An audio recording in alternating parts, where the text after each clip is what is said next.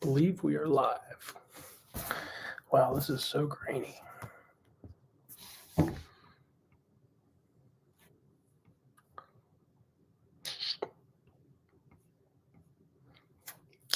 Doesn't look like we have any viewers yet.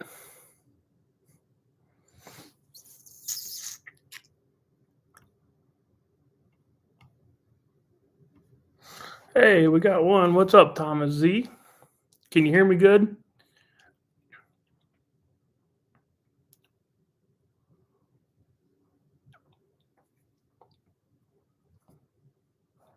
Thank you, sir. Thomas, it might just be you and me tonight.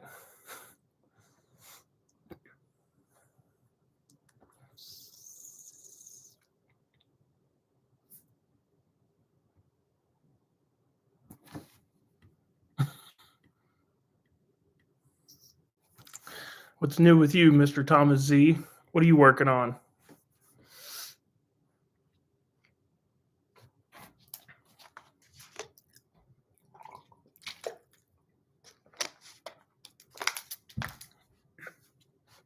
Oh, we got somebody else that's joined. Oh, we're up to threes of listeners or watchers, viewers. What's going on, my three viewers?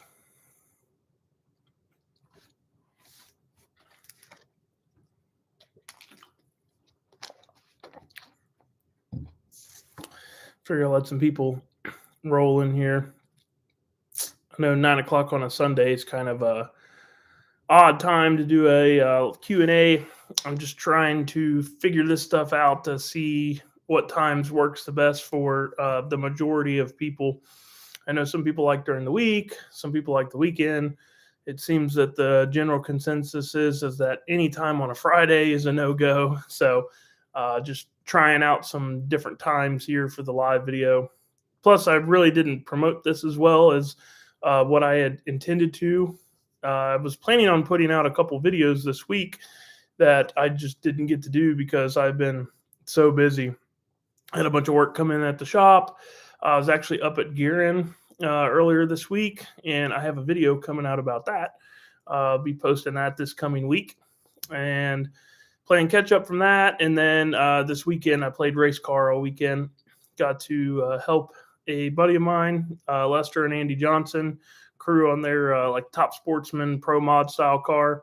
So I did that Thursday and Friday. And then Saturday, I took my truck out and just took it to a local little like industrial park and just drove it around and basically just did a little shakedown on it to make sure that steering's good and all that kind of stuff. And then that same night, went and took my dad's car to the track. So I got a video coming out about that this week too, but that thing's looking really promising.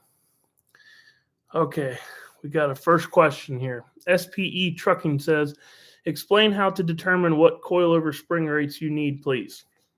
Okay, that's a great question. That's a loaded question. So I would ask you what you're working on.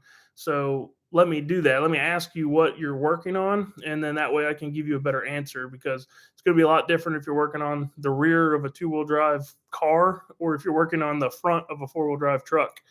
So if drop a comment and tell me what you're working on, and then we'll go back to that. Thomas Z says he's building a 12 valve for a 98 second gen that used to be a gasser. What is done to the P pump on your race truck?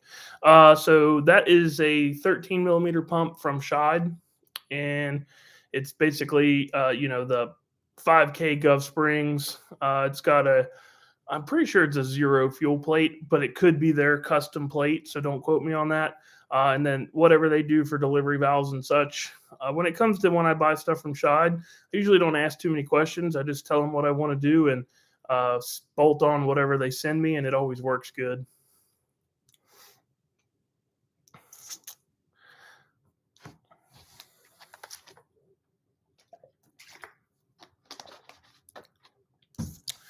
SPE Trucking. While I'm waiting to hear from what exactly it is that you're working on, basically, the general way of determining a spring rate would be to scale the vehicle, which is usually why I tell people not to buy shocks or springs until it's basically race ready.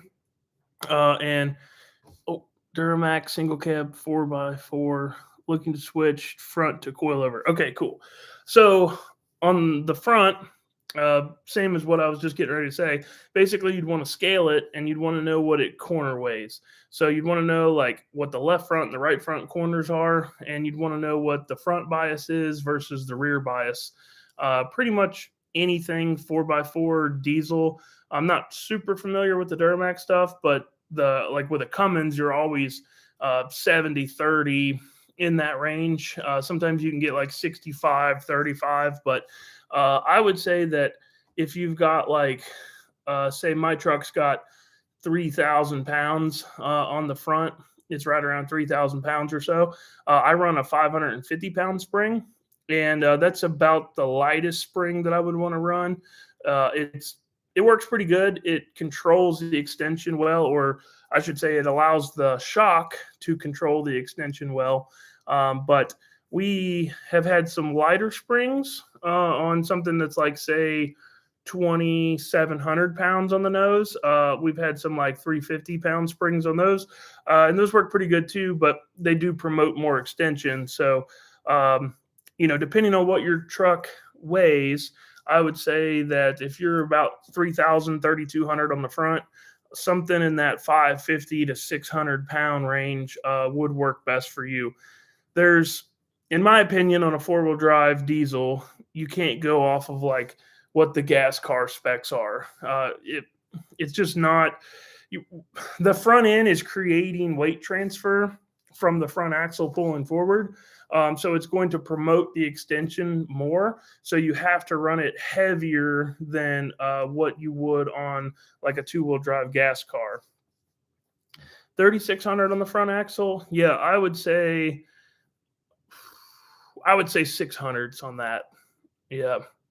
Yeah, I think the 550 would be a little light, and it might promote a little bit too much extension. Now, keep in mind, I don't know about that IFS deal. I don't know how tall of a spring that you can put in there.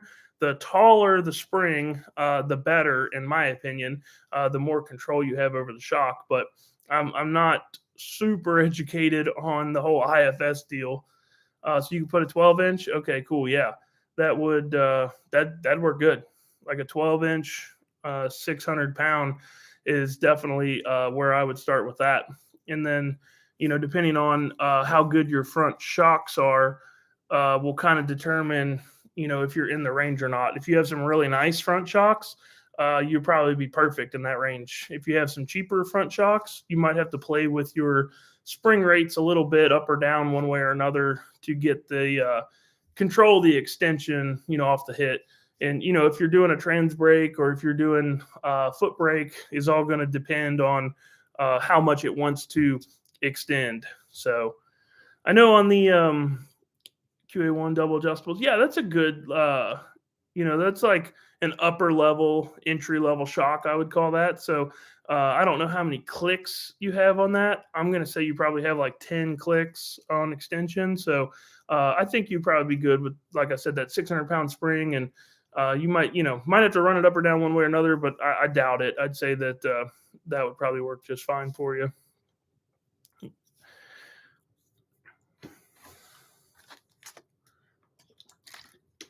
Thomas Z, I'm looking to make 800 horsepower with it. Still on the edge as far as going with a 12 or 13 millimeter pump. What's your opinion on turbo setup?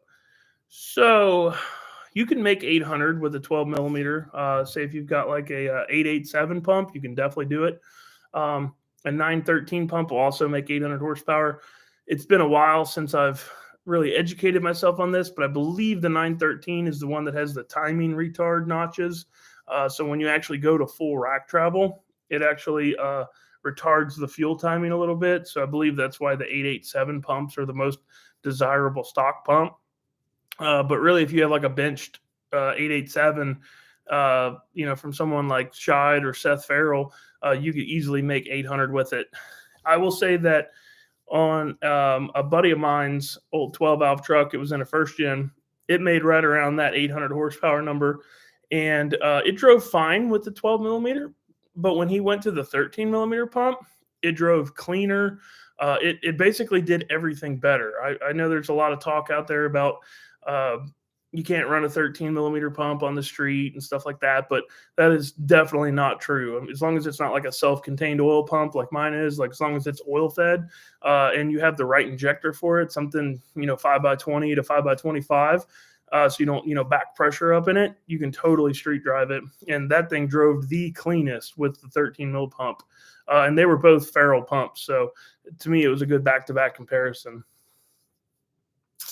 Oh, turbo setup. I don't claim to be a turbo expert.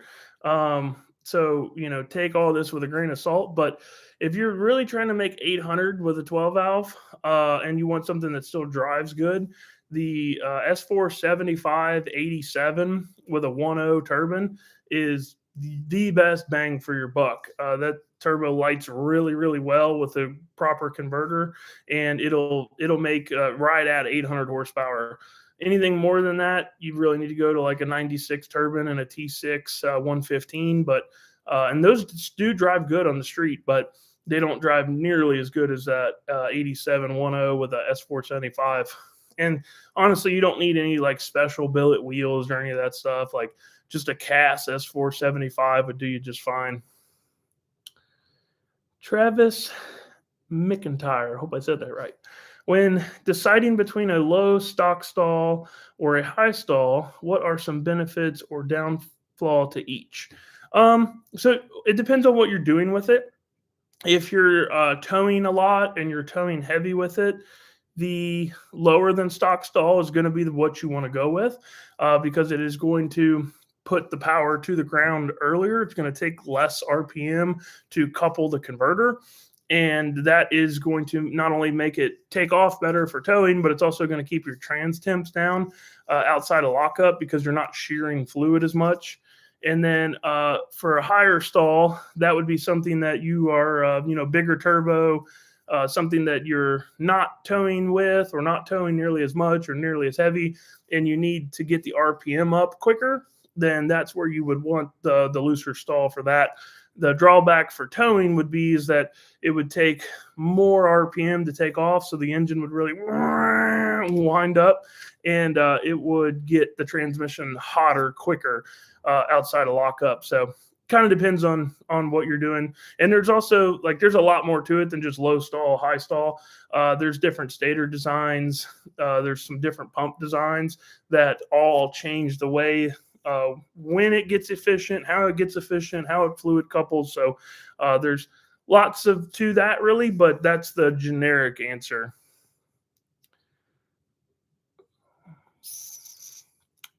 DSD boys wanting to know more about your trans reservoir setup. Oh yeah, I forgot. I got to get you that.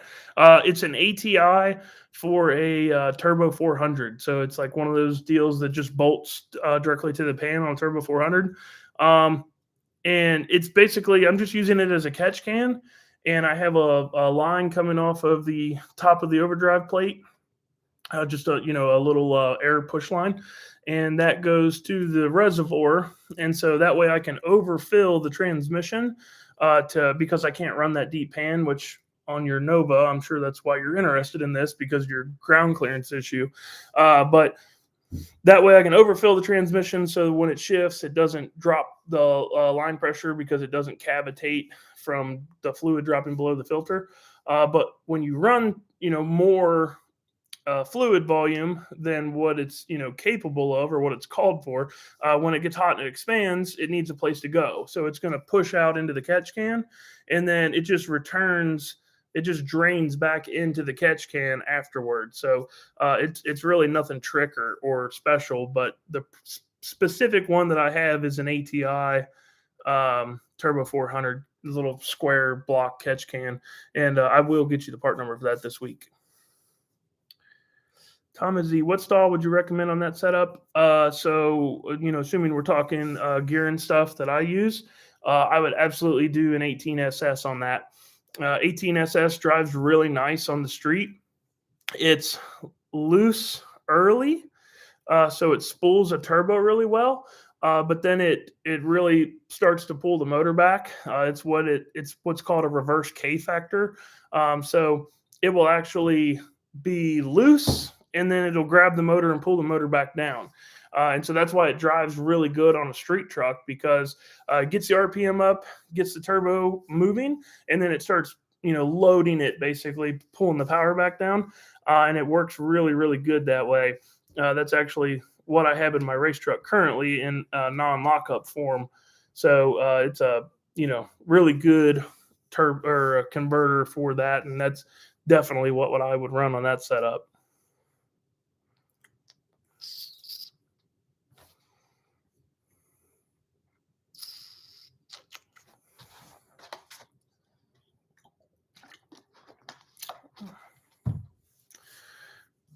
You're welcome, sir. Make sure I didn't miss any comments here.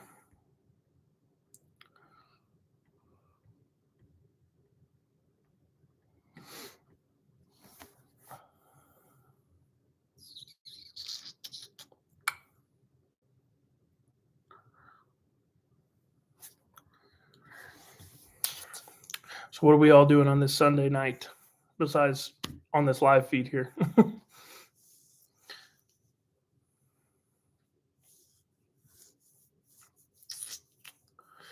So this coming weekend, while I'm waiting on some questions to pop up, taking my truck to go do some testing down probably at London Dragway, probably where we're going to go.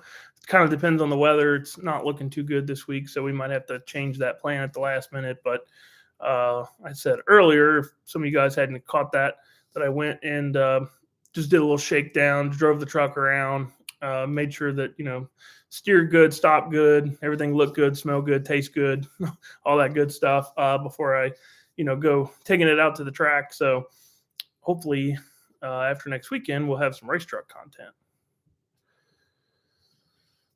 Thomas Z, the second turbo I mentioned was just still a 75 compressor wheel, but a 96 turbine with a T6 115 housing. You don't ever want to do a T4 with the 96 turbine. There's a reason that Borg Warner never made it that way. When you go and you machine that exhaust housing for the bigger turbine, you mess with the volute design and it kills the efficiency of the turbo. It basically does everything worse at that point. So if you were going to go with that turbo, the 96 turbine, you have to make sure it's in the T6 115. And if you put a T6 132 on it, it will be a dog. Like it'll make like 400 horsepower, and you'll want to know what the heck is wrong with that thing. And you'll unbolt that turbine housing and put a 115 on it, and it'll make 900 horsepower. It's incredible the difference that just the exhaust housing will make on that. Christian Lowery. Hopefully I said that right. What's the biggest tip you can give to setting up a full manual valve body on a 48 using a Gearing constant pressure valve body?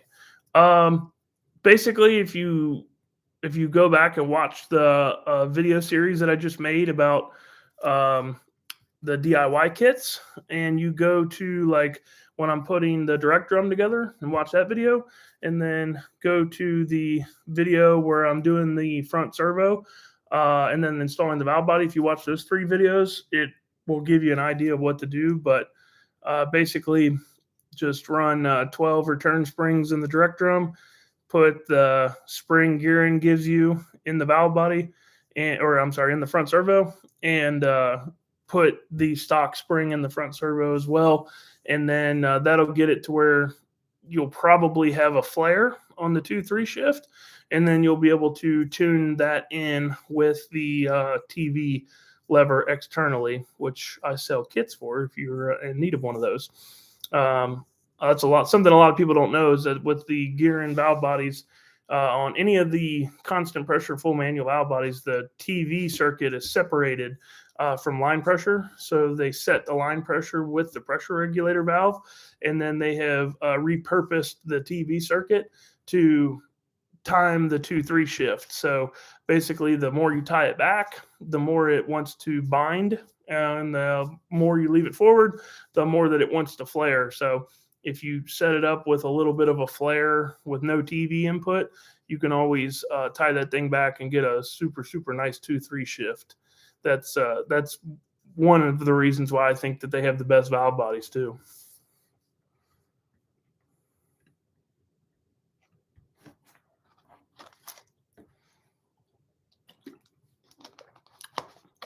I don't know why this quality is so grainy. This is supposed to be an Apple computer, one of those fancy deals, and I'm guess I've got to play with my lighting to get the quality of this better. Hopefully, everybody can hear me all right.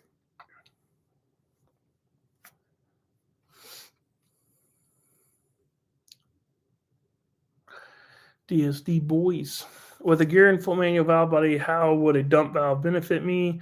Or is it possible because I haven't really used lockup and running through the traps and top of third? So if you have a lockup converter right now, then you wouldn't be able to just add a dump to it. You would have to send your stuff back in and get it converted over to non-lockup, and then you could have the dump capability at that point. So you'd have to send your converter back in and your valve body back in, and have that switched over. The dump would help you if you're having trouble spooling. That would really help out with that because that's going to loosen the converter up when you dump off the charge pressure. But if you're happy with how everything's running and you're not having any issues spooling, you're really not going to gain any benefit from it unless you're running on like no prep, and where you want to leave the dump on for maybe 3/4 of a second, a quarter second, half second into the run, to help keep the tire stuck, then that would help. But if you're not having any problems spooling and you're not having any problems keeping the tire stuck, then I'd probably just keep what you've got. Shady Shades, just adding a comment to boost it to the algorithm. Cheers, bro. Thanks, man. I appreciate that. I don't even know how this algorithm stuff works. I don't consider myself a YouTuber. I just get on here and babble, and sometimes you guys listen.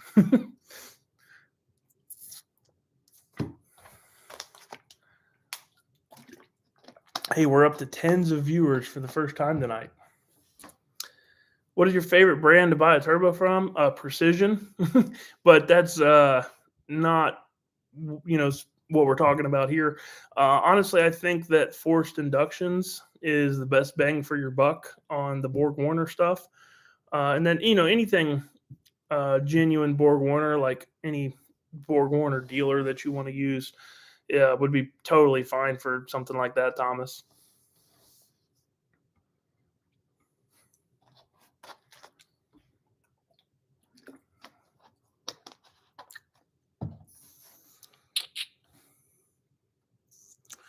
"23 minutes in on a Sunday night. We got 10 viewers."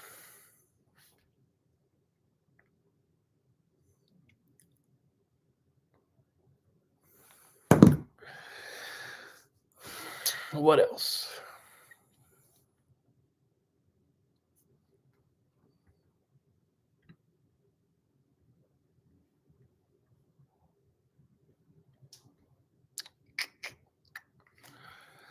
DSD boys, what size turbo did you run before the Precision, and did you have to use nitrous to spool it, or would it spool fuel only? So I've always had a Precision on my truck. It was a 88 103 before, and it was awesome. And it spooled. It would spool on fuel only, but it wouldn't spool. Fast enough to be something that you could race with. My rule is 5 seconds. If I can't get it to spool in 5 seconds, then it's not raceable. One, because it's hard on the converter. Two, because it's just too easy to get timed out on the tree. So I sent that turbo in to Precision, and they switched it over to the 98 Next Gen XRP, whatever their latest and greatest stuff is, 98 108. And really, so that way I could let the engine breathe a little more up high, and to give it a little bit more air, try to get it to run cleaner, basically. And Precision told me that I was running that turbo on the Edge, the old one. There wasn't a shaft speed sensor with it. There was no provision for it, so I had no idea what the shaft speed was on it. And they told me that it was actually in pretty rough shape when I sent it in. So they said that I was going in the right direction with the new turbo, but we'll see next weekend. The new one, I definitely use nitrous to spool. It's weird. It's a little slower to get lit, but once it starts moving air and once it starts making some boost, it gets up to the limiter quite a bit quicker. So really, it's a wash. I've got it right now spooling the same as the 88.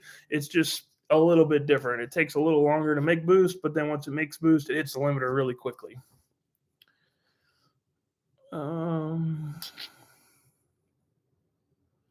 SPE Trucking, my previous comment. Did I miss it?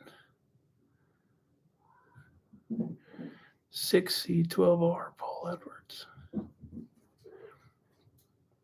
Maybe he's talking to someone else. I'm not sure. Shady Sates, when can we see you on Cletus? He's dinked with everything else. Why not a diesel? Yeah, I don't think I'm on that level on the YouTube deal. I think there's a lot of other diesel YouTubers that would get that opportunity way, way before me. What is your preferred shifter when running a manual valve body and proper way to set up a shifter? That is a great question, Travis. For forward pattern, 3-speed stuff, definitely the PPP. They're just a push to upshift. It's really simple. It's all one-hand operation. You can go from park to first with one hand. Super simple stuff. Comes with the air shifter if you want to or not. The problem with the PPPs is at any given time, they're 3 months out. You'll call them up and they'll tell you 2 to 3 weeks, and it'll be 2 to 3 months before you get that thing. That's why when you see one on Facebook, they're gone immediately as soon as they're posted because they are hard to get. I am experimenting with a reverse pattern valve body in my truck that I've had in there actually since 21, about mid-season. And I'm able to use an M&M shifter with that, with some modifications that I made to it. And so, but really for customer stuff or anything that's forward pattern, the PPP is what I think is the best current option.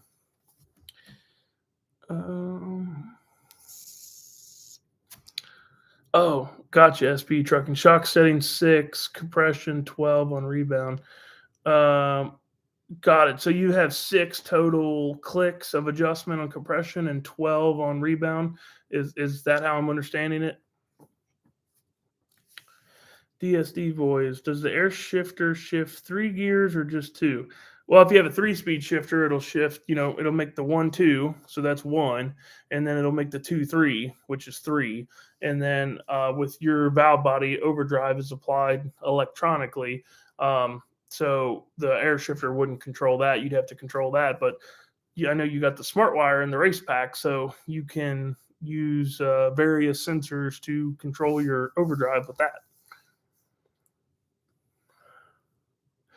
You got a couple things going for you here. Obviously, your knowledge, the fact you're not a superstar yet, which makes you more affordable to do collabs with, and your truck's dope. Dude, I follow from Canada. That's cool, man. I appreciate that. Yeah, I still don't think that I'm qualified enough for old Cletus yet. I'm pretty sure he's like the leading automotive superstar on YouTube. SPE Trucking, yes, from 0. Okay, cool. Yeah, so I like that your shocks have 12 clicks on the rebound, aka extension. The compression's not that big a deal. If you're running on a really bumpy track, you could loosen the compression up to help you get down the track. But if you're on a good track, the compression's not nearly that big a deal. But having 12 clicks of extension is definitely going to help you out. So, yeah, I think you'll be right on track with that 600-pound, 12-inch spring.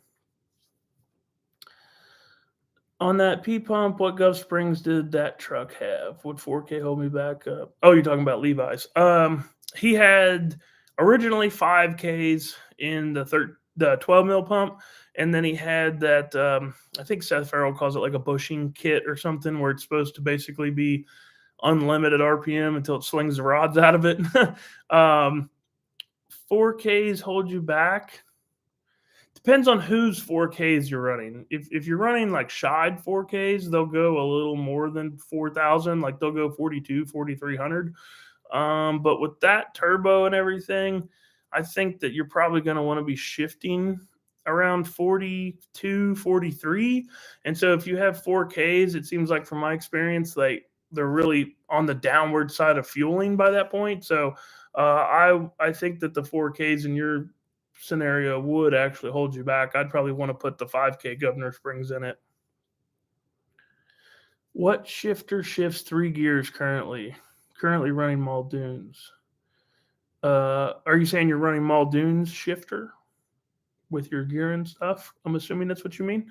So Muldoon shifters, a B&M with his switches put in it. That's a 3-speed forward pattern. There's no shifter out there that's going to shift all 4 gears for you because you only have 3 forward gears. You've got 1, 2, 3, and then overdrive is electronically applied. So, what you have now is the only thing you could upgrade from that would be going to like a PPP with an air shifter. So that way it does it all for you. And then shifting your overdrive off of like drive shaft RPM would be the way I would do it. I would make all your shifts automated off of drive shaft RPM. Thanks for your help. Big fan. Always straightforward advice. Hey, I appreciate that, sir. Try to help when I can and try to tell you when I don't know anything.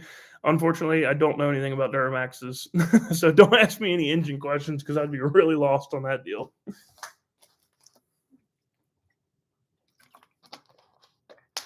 I think this is the most listeners we've ever maintained. 11 viewers, listeners, whatever you want to call it. I don't think anybody's here to look at me.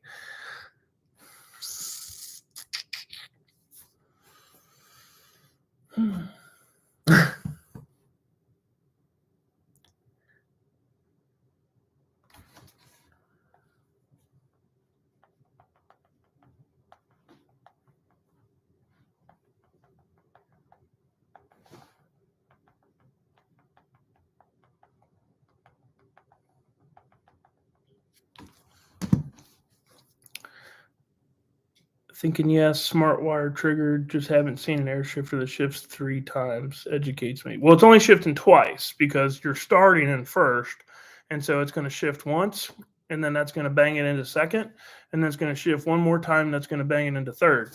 So if you do the drive shaft RPM, if you have a condition in there for your drive shaft RPM to where it's say at 1500 drive shaft RPM, it's going to command the 1-2. It's going to hit that solenoid once. It's going to and make it make one shift. And then at say 3000 drive shaft RPM, it's going to make the 2-3, and then it'll shift into third. And then say at 4200 drive shaft RPM, you want it to shift into overdrive, then you just use that to apply overdrive. Travis, on a 47RE, billet input and output, stock intermediate, when should lockup be applied? Depends on what you're doing. If we're talking about like racing it or beating on it on the street or anything, the earliest that I like to apply lockup would be the top of second gear or like midway through second gear. Let it get through the 1-2 shift before you lock the converter, because I can show you on data, and I actually made a video about that a while back. If you make the 1-2 shift with the lockup switch on, so a really good transmission setup, it'll drop 20 psi of line pressure on the shifts, very quickly, but it'll drop 20 psi. And if you stack that with lockup is about a 40 psi drop because it's a big fluid volume movement. And so it'll drop about 60 psi of line pressure on the 1-2 shift if you stack it. So that's harder on the second gear band because it doesn't have as much pressure to stop the drum and keep it stopped. And then you're putting more torque on that drum from the addition of lockups. You're making more power with less line pressure, and it tends to want to slip the band. And I see a lot of guys tear up second gear bands from doing that. So if you let it make the 1-2 shift and then recover line pressure wise from the 1-2 shift and make sure the drum is stopped, and then you lock the converter, it's a lot easier on the transmission, and it'll almost always go faster that way because first gear is a 245 ratio, seconds of 145. So that's a big drop on the 1-2 shift. And then if you go stack lockup in there, that's a really big drop. I mean, you could drop 1,400 RPM on the 1-2 shift, and there's just no reason for it. It's dragging it down into the torque, and that's also making it harder on everything. So if you let it make the 1-2, let it run up into the RPM again, and then lock the converter, it'll be the easiest on it, and it'll almost always go faster that way. Should I put a girdle in the engine, or is it needed? What engine updates should I do? At 800 horsepower, you definitely don't need a girdle, in my opinion. Keep in mind, I'm not a engine builder by trade, but I don't have a girdle in my race truck, if that tells you anything. As far as engine upgrades you should do, I mean, man, that's a long list of stuff like that you could or couldn't do. I mean, really, for 800 horsepower, stock bottom end is completely fine. Like, if you really wanted to, you could put some rod bolts in it and some main studs and be done. Call it good, and do some head work to it if you want. But really, you can make 800, pretty easily with just bolt-ons and a cam. DSD boys. Yeah, I was wondering what shifter you use. Just haven't seen one that shifts 3 speeds on air. New to this. Yeah, the PPPs definitely shift 3 speeds on air. There's, like a old turbo action shifter like my dad has in his race car is a 3-speed air shift. But really for the truck stuff, the PPP I think is the best option for the 3-speed forward pattern shifted on air.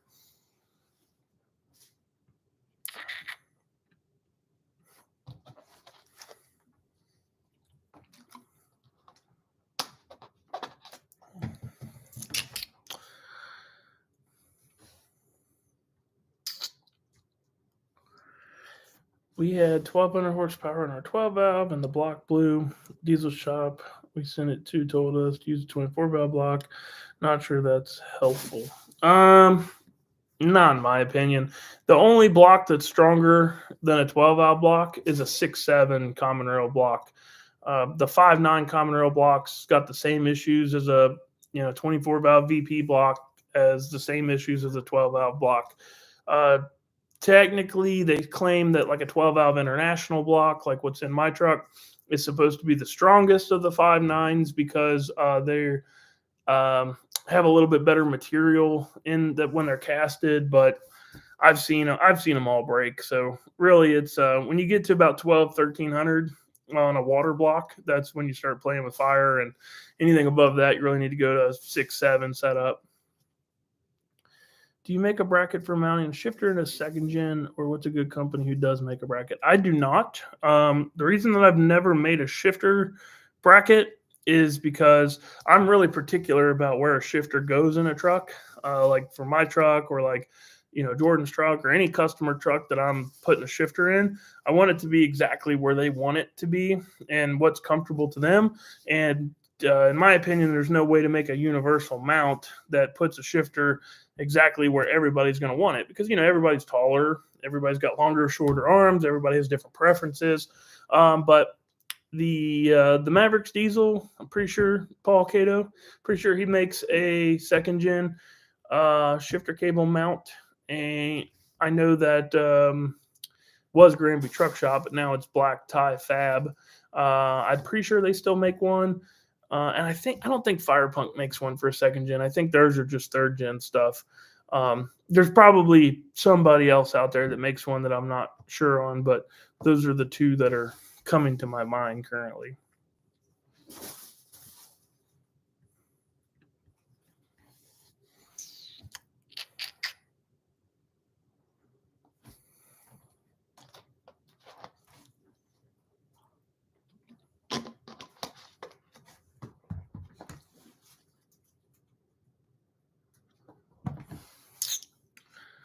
What's the difference in forward pattern and reverse pattern? So basically, forward pattern is park is all the way forward, first is all the way back, and then you're shifting forward to go to second, forward to third, and then a reverse. Park is still in the same place, reverse in the same place, neutral, and then you're starting with first being right by neutral, and then you're shifting it backwards to go to second to third on a 47-48 specifically.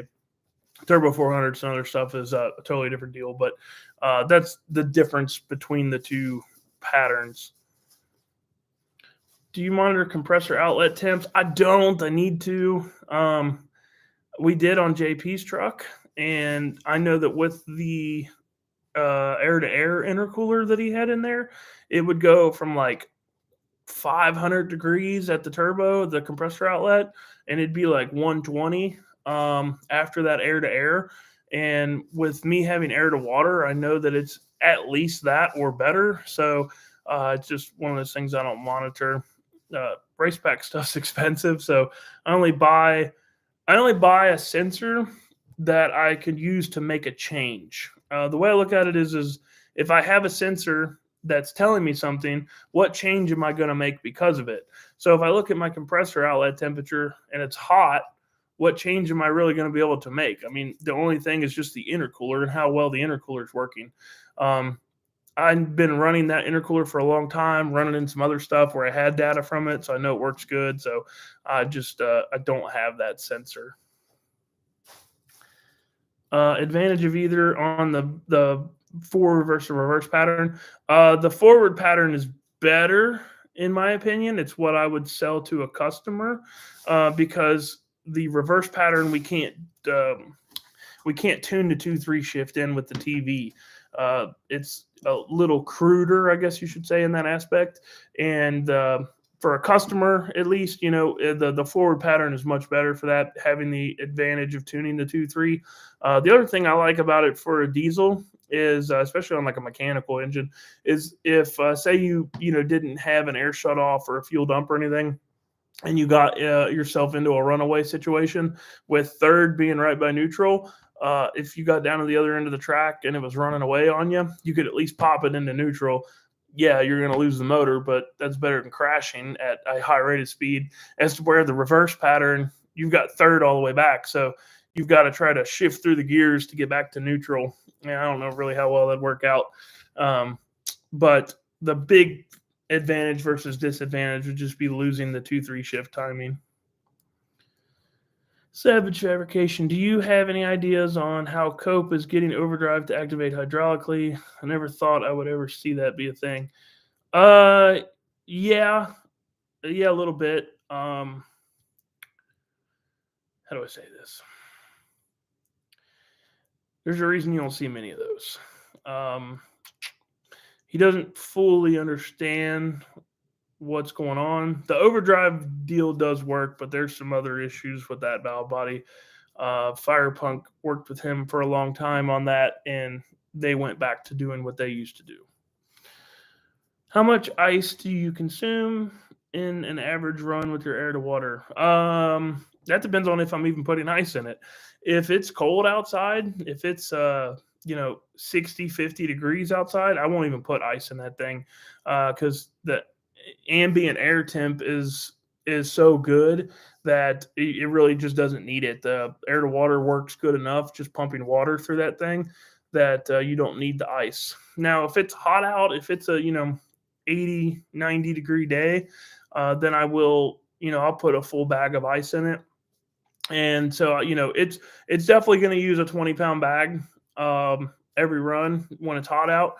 If you're really trying to get a bunch of ET out of something, or a little bit of ET, if you're trying to get every last bit of ET out of something with air to water, the more ice you stick in that thing, the more power it technically will make. But it's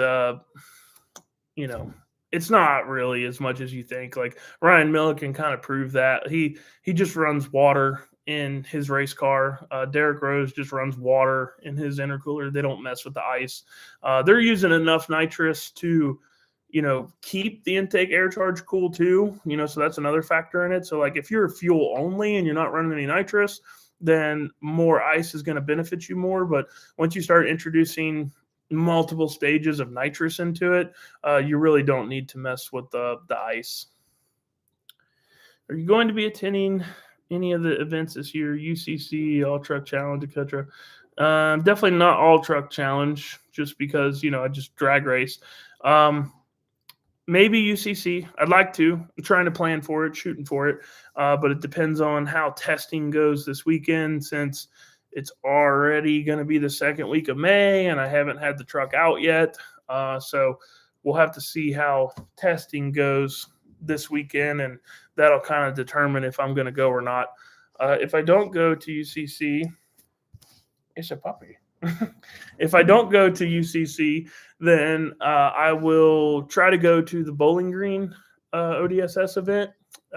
It's been a long time since since TS quit, and that was my favorite event. So I'd really like to get to that one, and that one's in July. So might end up skipping UCC anyways to do more testing and then go to Bowling Green. Are you coming to Texas for the NHRDA final thing? I'd like to. Sounds cool. I would like to, because when I first got into this diesel stuff, NHRDA was the thing. There was no ODSS, and I remember watching like the diesel TV and watching the broadcast of people run, and I really wanted to run on that stage. And like World Finals was like the one place that everybody wanted to be. So I would like to do it for that reason, just because it's kind of like a bucket list thing for me, just to say that I've done it. And I really would be surprised if NHRDA is around for a long time. It's just really hard to run a West Coast organization. There's not many trucks out there. The tracks are so far apart. It's just really, really hard to keep the truck count high enough to justify the cost of putting on the events. So I feel like it's a now or never type situation. If I want to do it, I better do it this year. But it just comes back to, testing, how things go, how things are going at the shop. There's a lot of factors in it. And it's, early to determine that. Plus, it's in September. That's my wife and I's anniversary. We usually try to do something in September. So, we'll see. What's your thoughts on water meth? Water meth is like some 10-year-old, kind of voodoo. Yeah, there's some data from a long time ago showing that it'd pick up a little bit of horsepower, but it's not worth messing with.